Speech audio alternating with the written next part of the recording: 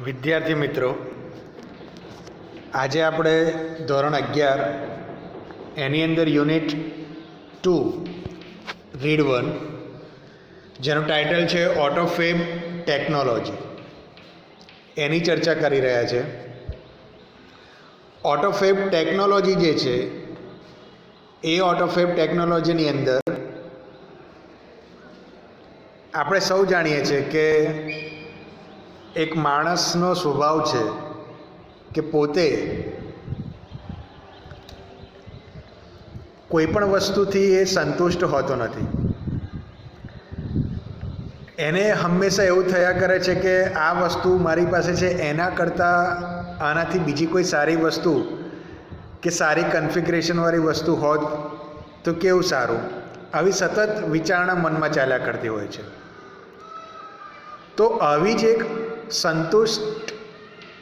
સંતુષ્ટિ માટે આપણે જેવી ઈચ્છીએ તેવી વસ્તુનું આપણે સર્જન હવે હાલની ટેકનોલોજીથી કરી શકીએ છીએ. અહીં આગળ આ યુનિટની અંદર ઓટોફેબ ટેકનોલોજી એવું ટાઇટલ આપ્યું છે. ઓટોફેબ ટેકનોલોજીનો મતલબ શું? તો ઓટોફેબ ટેકનોલોજીનો મતલબ છે કે ઓટોમેટેડ કમ્પ્યુટરાઇઝ ફેબ્રિકેશન, એટલે કે અહીં આગળ કમ્પ્યુટર ઉપર તમે તમારી કલ્પના મુજબ જે તે વસ્તુઓનું સર્જન કરી શકો, એવું આ ટાઇટલનો મતલબ થાય છે. આ પ્રક્રિયાની અંદર આપણે ભંગારમાં પડેલી અથવા તો રફ મટીરિયલની કોઈ પણ ચીજ વસ્તુઓમાંથી કોઈ નવી વસ્તુનું સર્જન કરી શકીએ છીએ. ઉદ્યોગોમાં સામાન્ય કમ્પ્યુટરમાં તૈયાર કરેલ ડિઝાઇન મુજબ આપણે પ્લાસ્ટિક, પાવડર અને કાચા માલને ઘન સ્વરૂપ આપીને અહીં આગળ આપણી ઈચ્છિત વસ્તુનું સર્જન કરી શકીએ છીએ અને આ પ્રક્રિયાથી ગ્રાહકોની અસામાન્ય જરૂરિયાતોને પણ પૂરી કરી શકાય છે. તો ડિઝાઇન ગ્રાહકે પોતે તૈયાર કરેલ હોવાથી ગ્રાહકને આપમેળે જ સહ-ઉત્પાદક બની જતો હોય છે. તેથી ઉત્પાદનની જવાબદારી, અન્ય જોખમો અને પેટન્ટ અધિકારોમાં પણ તે ગ્રાહક સમાનપણે ભાગીદાર હોય છે, રિસ્પોન્સિબલ હોય છે.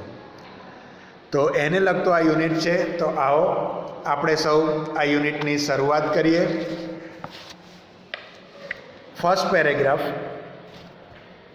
અહીં આગળ ફર્સ્ટ પેરેગ્રાફની અંદર આપણને કહેવામાં આવ્યું છે કે imagine your self in A car showroom. અહીં આપણને એવું કહેવામાં આવ્યું છે કે તમે કલ્પના કરો. ઇમેજિન એટલે આપ સૌ જાણો છો કે કલ્પના કરવી.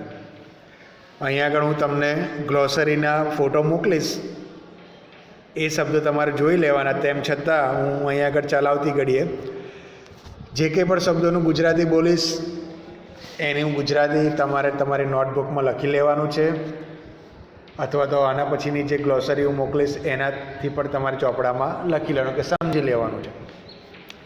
તો ઇમેજિન એટલે કલ્પના કરવી. તો તમે એવી કલ્પના કરો કે તમે કોઈ એક મોટા કારના શોરૂમમાં છો, એવું તમારે ધારી લેવાનું છે.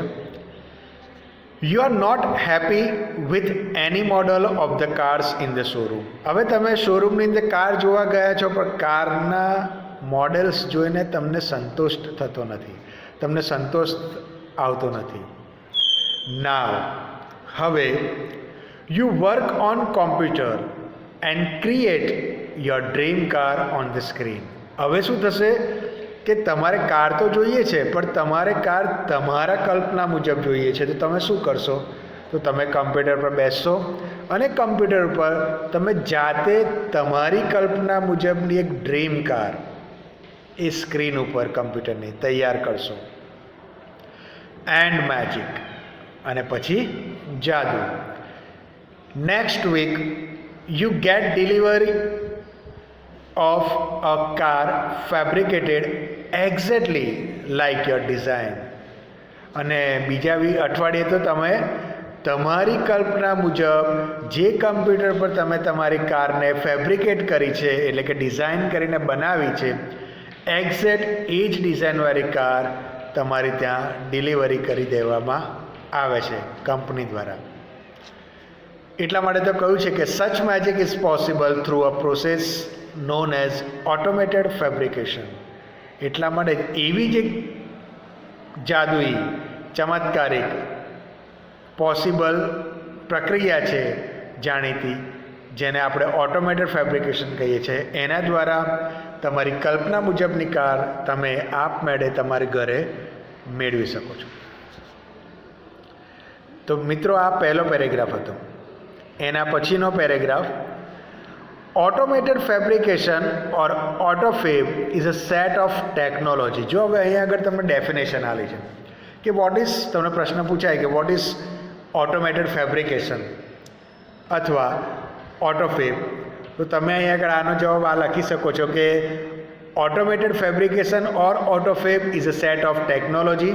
એક ટેકનોલોજીનો સેટ છે that automate the process for building three-dimensional solid objects from raw materials.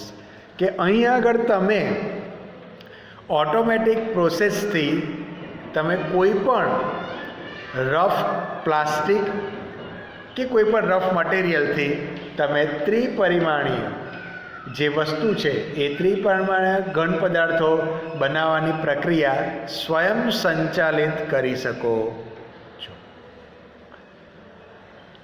This industry uses solidification of polymers.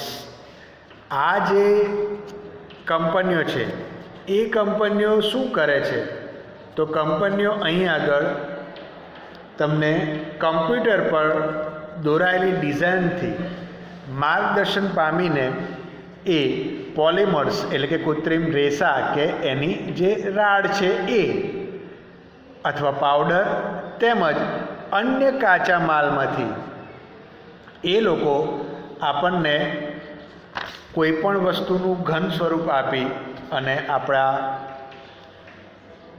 Design મુજબ એ વસ્તુ તૈયાર કરી આપે છે. Now,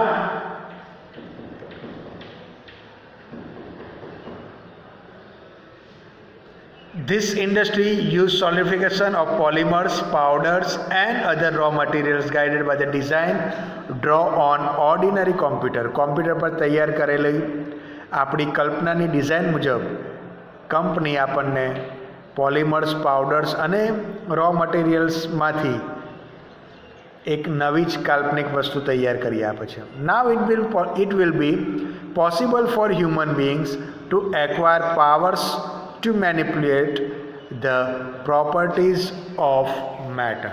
હવે શું થઈ ગયું છે, તો કહે છે કે હવે આપણા માટે એ વસ્તુ શક્ય છે, હ્યુમન બિંગ્સ માટે, માનવજાત માટે. હ્યુમન બિંગ્સ એટલે માનવજાત માટે હવે એ વસ્તુ શક્ય છે કે ટુ એક્વાયર પાવર્સ, એક્વાયર એટલે મેળવવું, એણે હવે શું કરી લીધું છે, એક શક્તિ મેળવી લીધી છે. શાની શક્તિ?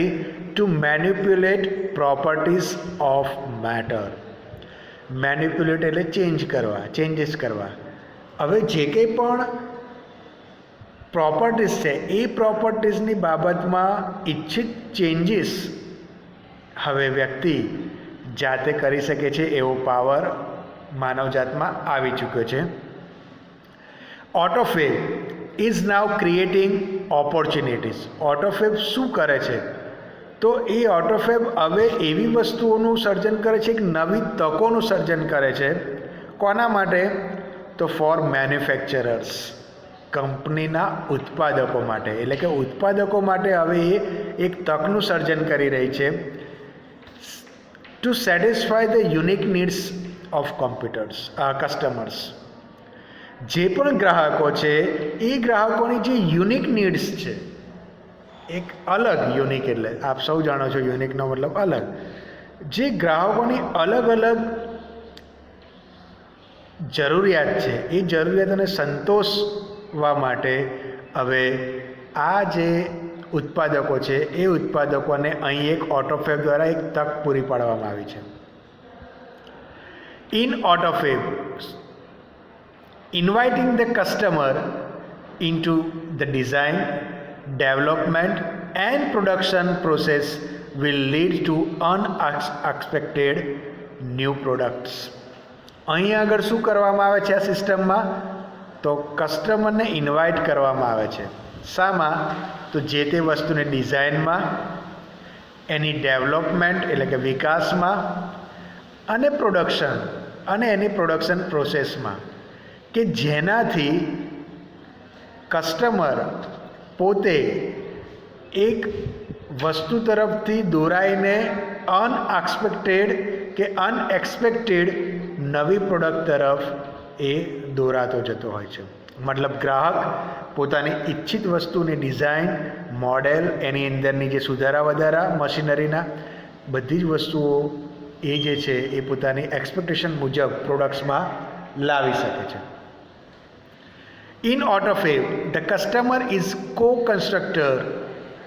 આ ઓટોફેબમાં કસ્ટમર શું છે? તો co-constructor છે, એટલે કે સહ બાંધકામ કરનાર.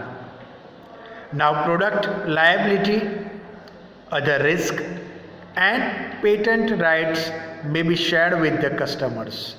અને હવે કસ્ટમર પોતે પણ પ્રોડક્ટની જવાબદારી, લાયબિલિટી એટલે જવાબદારી, અધર રિસ્ક બીજી કેટલાક જોખમો, એન્ડ પેટન્ટ રાઇટ અને કેટલાક એના રીતભાતના હકોમાં પણ એ હિસ્સેદાર બને છે. કોણ? કસ્ટમર પોતે, કારણ કે પોતાની ડિઝાઇન, પોતાની જવાબદારી પર આ વસ્તુનું નિર્માણ માગી રહ્યો હોય છે. Automated fabrication will have dramatic impact on society. આ ઓટોમેટેડ ફેબ્રિકેશને એટલે કે કમ્પ્યુટરાઇઝ ઉપર ડિઝાઇન થતા ગ્રાહકોના આ મોડેલથી સોસાયટીમાં, સમાજમાં એક નાટ્યાત્મક ચેન્જીસ આવ્યો છે, એક નાટ્યાત્મક અસર ઊભી થઈ છે. જેનો પહેલો મુદ્દો છે બેટર પ્રોડક્ટ ક્વોલિટી. આ બેટર પ્રોડક્ટ ક્વોલિટીની અંદર એવું કહેવામાં આવે છે કે the automated methods of inspection and assemble will improve the quality and durability of product. આ પદ્ધતિની અંદર અહીં આગળ ઓટોમેટેડ મેથડની અંદર આ જે પ્રોડક્ટ તૈયાર કરવામાં આવે છે એ ઇન્સ્પેક્શન દ્વારા અને એસેમ્બલી એટલે કે એને એસેમ્બલ કરીને, બનાવીને એ પ્રોડક્ટની ગુણવત્તા અને એની જે ડ્યુરેબિલિટી છે એટલે કે એની ટકાઉપણું જે છે, ડ્યુરેબિલિટી એટલે એ ટકાઉપણામાં ઇમ્પ્રુવમેન્ટ લાવવામાં આવે છે, સુધારો કરવામાં આવે છે. One effect is that cars, television and refrigerator એસેટ્રા. આપણે જોઈ શકીએ છીએ એની કેટલીક અસરો અત્યારના કાર્સના મોડેલમાં, ટેલિવિઝનના મોડલ્સમાં અને રેફ્રિજરેટરમાં પણ જોવા મળે છે. will last much longer, which last much longer earlier models, કે જે આપણે પહેલાંના મોડલ્સ કરતાં હવે અગાઉના મોડલ્સમાં પણ આપણે આ જરૂરિયાતો છે એ જરૂરિયાતોમાં ચેન્જીસ અને બદલો એનો આપણે જોઈ શકીએ છીએ. Therefore, there will be decline in need for replacement. તેથી જ હવે અત્યારની ટેકનોલોજી પ્રમાણે માણસને શું જરૂરિયાત ઊભી થઈ છે કે ચીજ વસ્તુઓને બદલો કરવાની એટલે કે એને બદલવાની જરૂરિયાત ઊભી થઈ છે. બીજો પોઈન્ટ છે મોર રિસાયકલિંગ. બીજી વસ્તુની આપણને અહીં આગળ વાત કરી છે એમાં વધારે રિસાયકલિંગ કરવાની વાત આવે છે. રિસાયકલિંગનો મતલબ છે કે વપરાયેલી કે ફેંકી દીધેલી કોઈપણ ચીજ વસ્તુઓમાંથી સારી નવી વસ્તુઓને રિક્રિએટ કરવાની, ફરી બનાવવાની. તો શું કહે છે એમાં કે instead of buying the latest model of car or throwing away an old toaster, the customer will return their old models and get back new models fabricated from that old stuff. કે તમારી જૂનું કારનું model અથવા તો કોઈ જૂનું toaster machine customer જે તે કંપનીમાં કે દુકાનમાં પાછું આપીને એની અંદરથી નવા મોડેલનું ફેબ્રિકેટ થયેલી વસ્તુ આપણે મેળવી શકીએ છીએ, એટલે કે કસ્ટમર મેળવી શકે છે. There will be recycling of material in a new ways. આ જે મટીરિયલ છે એ મટીરિયલ્સ જૂના જ પ્રોડક્ટની અંદર સ્ટફ કરીને નવી ડિઝાઇનથી એક નવી રીતે રિસાયકલિંગ કરીને પુનઃ ઉત્પાદન કરીને આપણને મોકલવામાં આવે છે, એટલે કે કસ્ટમરને પહોંચાડવામાં આવે છે. This will be a great compensation to environment. અને પર્યાવરણની અંદર માટે પણ આ એક સારું વળતર રૂપ સાબિત થયું છે કે એનાથી કચરો જે છે એ કચરાને પુનઃ ઉત્પાદિત કરી અને જે પોલ્યુશન છે પોલ્યુશન ઘટાડવામાં આવે છે. આ એક એનું વળતર છે પર્યાવરણ માટે. તો વિદ્યાર્થી મિત્રો, અહીં આગળ આપણે આ યુનિટનું આટલી સમજણ જે છે એ તમને સમજ પડી હશે એવી આશા રાખું. આગળના વિડીયોમાં આગળના 2 પોઈન્ટ જોઈશું.